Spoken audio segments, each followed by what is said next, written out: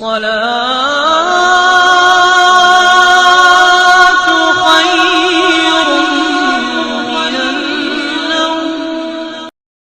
دوستوں، عزیز ساتھیوں، امید کرتا ہوں کہ آپ لوگ بخیر سے ہوں گے۔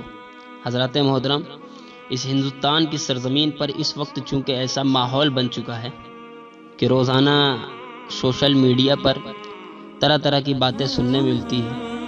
کچھ حضرات تو یہ کہتے ہیں کہ اس وقت ہندوستان کا جو عالم ہے اور کئی جگہ پر دیکھا گیا ہے کہ جہاں کورونا وائرس نامک بیماری زیادہ تر پھیل چکی ہے، تو وہ یہ کہتے ہیں کہ یہاں سے بھاگ کر کہیں ایسی جگہ چلا جائے جہاں یہ بیماری کم تعداد میں پائی جا رہی ہے۔ تو ان حضرات کے لیے میں کچھ باتیں آپ کے سامنے عرض کروں گا۔ یہ ٹاپک کو اپنے ذہن میں رکھیں۔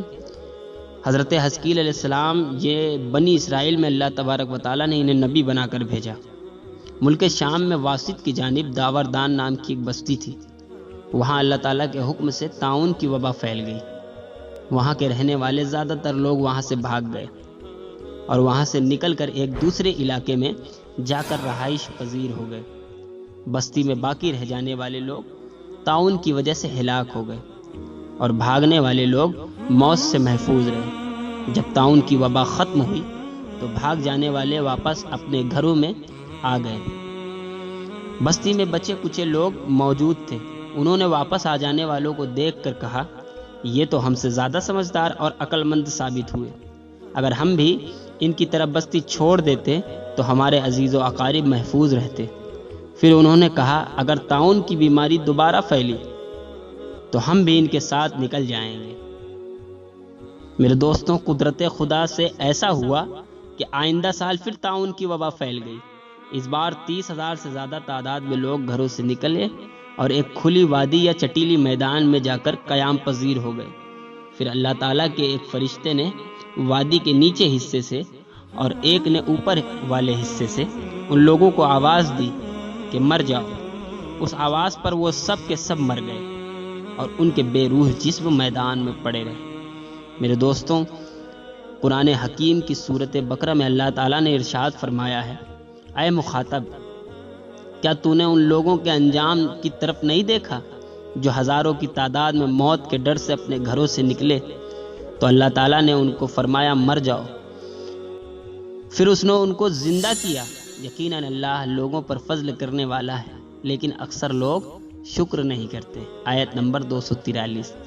حضرات محترم، وہ لوگ مر گئے تو اللہ تعالیٰ نے ان کے بے روح جسموں کو درندوں سے محفوظ رکھا۔ کئی زمانے گزر گئے، آخر ایک اللہ کے نبی حضرت حزقیل علیہ السلام کا وہاں سے گزر ہوا۔ جب آپ نے ان لوگوں کے بے جان جسم کی طرف دیکھا تو حیرت سے منہ میں انگلیاں دبا کر رہ گئے۔ اللہ تعالیٰ نے ان کی طرف وحی کی کہ کیا آپ کا ارادہ ہے کہ میں آپ کو مردے زندہ کر کے دکھاؤں؟ حضرت حزقیل علیہ السلام نے کہا ہاں، اس لیے کہ وہ اللہ کی قدرت پر حیران ہوئے تھے۔ اللہ تعالیٰ نے آپ کو حکم دیا کہ ان ہڈیوں کو آواز دیں اور آواز دے کر کہو کہ جمع ہو کر گوشت پہن لیں اور پٹھے ایک دوسرے کے ساتھ مل جائیں۔ حضرت حزقیل علیہ السلام نے ان کو آواز دیا، اے ہڈیوں، اللہ تعالیٰ تمہیں جمع ہونے کا حکم دیتا ہے۔ ہڈیاں اڑ اڑ کر ایک دوسرے کے ساتھ ملنے اور اکٹھا ہونے لگی، حتیٰ کہ وہ ہڈیاں انسانوں کے ڈھانچے میں بن گئیں۔ پھر اللہ تعالیٰ نے حکم دیا کہ ان سے کہو کہ گوشت کا لباس پہن لو۔ آپ نے ان ہڈیوں کو اللہ کی طرف سے حکم دیا اور ہڈیوں پر گوشت آ گیا، ان میں خون دوڑنے لگا اور مرتے وقت ان لوگوں نے جو کپڑے پہن رکھے تھے وہ بھی ان کے جسموں پر واپس آ گئے۔ پھر اللہ تعالیٰ نے آپ کو حکم دیا، آواز دو کہ اے جسموں، اللہ تعالیٰ تمہیں کھڑے ہو جانے کا حکم دیتا ہے۔ آپ نے ان جسموں کو حکم دیا تو وہ کھڑے ہو گئے۔ جب ان لوگوں کو زندہ کیا گیا تو انہوں نے کہا، اے اللہ تعالیٰ، تو پاک ہے تیری حمد کے ساتھ۔ پھر وہ زندہ ہو کر اپنی قوم کی طرف گئے۔ وہ ان کو پہچان رہے تھے، ان کی قوم کے کچھ لوگ تھے جو ان کو پہچان رہے تھے کہ یہ تو مردہ تھے۔ موت کے آثار ان کے چہرے پر تھے اور وہ جب کوئی کپڑے پہنتے تو وہ نشانی زدہ ہو جاتا، حتیٰ کہ وہ لوگ اپنے مقررہ وقت میں فوت ہوئے تھے۔ اللہ تعالیٰ نے حضرت حزقیل علیہ السلام کو بنی اسرائیل میں نبی بنایا۔ آپ نے ہی اس قوم کے لیے دعا کی تھی۔ وہ موت کے خوف سے ہزاروں کی تعداد میں اپنے گھروں سے نکلے تھے، لیکن اللہ تعالیٰ نے ان کو یہ دکھانے کے لیے مار دیا کہ زندگی دینے والا اور مارنے والا صرف اللہ ہے، اور وہ جیسا چاہے، جسے چاہے موت دے، جسے چاہے زندہ رکھے۔ ان زندہ ہونے والوں کی تعداد حضرت ابن عباس رضی اللہ تعالیٰ عنہ نے 4000، ابو صالح رحمۃ اللہ علیہ نے 9000 اور کسی نے 8000 بھی بیان کی۔ محمد بن اسحاق بیان کرتے ہیں کہ ہمیں حضرت حزقیل علیہ السلام کی بنی اسرائیل میں قیام کی مدت معلوم نہیں۔